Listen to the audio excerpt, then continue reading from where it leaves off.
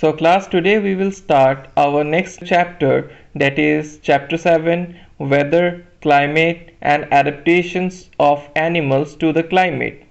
So let's start the class. Do you remember the things that you were asked to pack when you were heading for a hill station?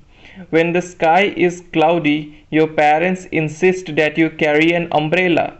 Have you heard elders in your family discuss the weather before planning a family function? You must have also heard the experts discussing the weather before they start a game. Have you ever wondered why? The weather may have a profound effect on the game. It has a profound effect on our lives. Many of our daily activities are planned based on the weather predicted for that day. There are daily reports of the weather on the television and radio and in newspapers too. So students, the first topic that we will discuss here is the weather. So in figure 7.1, a sample of weather report from a newspaper is given. We find that the daily weather report carries information about the temperature, humidity and rainfall during the past 24 hours. It also predicts the weather for the day. Humidity, as you might know, is the measure of the moisture in air. So class, do all the 7 days have the same maximum and minimum temperature, humidity and rainfall? The maximum and minimum temperatures recorded may be the same for some of the days. However, all the parameters are not same on any 2 days. Over a week there may be considerable variation. The day-to-day condition of the atmosphere at a place with respect to the temperature, humidity, rainfall, wind speed, etc. is called the weather at the place. The temperature, humidity and other factors are called the elements of the weather.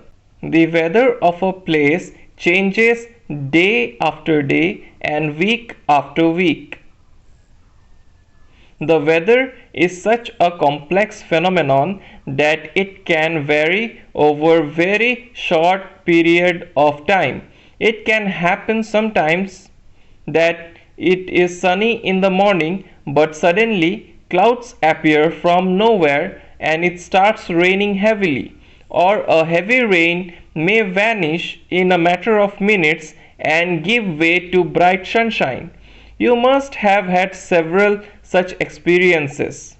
To record the maximum and minimum temperature of a place, there are special thermometers for this purpose who are known as maximum and minimum thermometers, who record the maximum and minimum temperature of the weather of a particular place.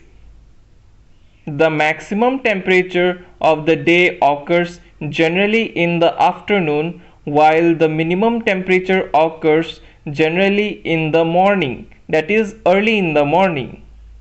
Okay class, now we will move to our next topic, that is climate. So meteorologists record the weather every day. These records of the weather have been preserved for past several decades. These help us to determine the weather pattern at a place. The average weather pattern taken over a long time, say 25 years, is called the climate of the place. If we find that the temperature at a place is high most of the time, then we say that the climate of the place is hot. If there is also heavy rainfall on most of the days in the same place, then we can say that the climate of this place is hot and wet. So let's understand this thing through some real life examples. So for example, Rajasthan will show that the temperature is high during most part of the year, but during winter which last only for a few months, the temperature is quite low. This region receives very little rainfall. This is the typical desert climate. It is hot and dry. The northeastern states of India receives rain for a major part of the year. Therefore, we can say that the climate of the northeast is wet. I hope that all of you have understood it well, class. That's all for today's class. Thank you, class.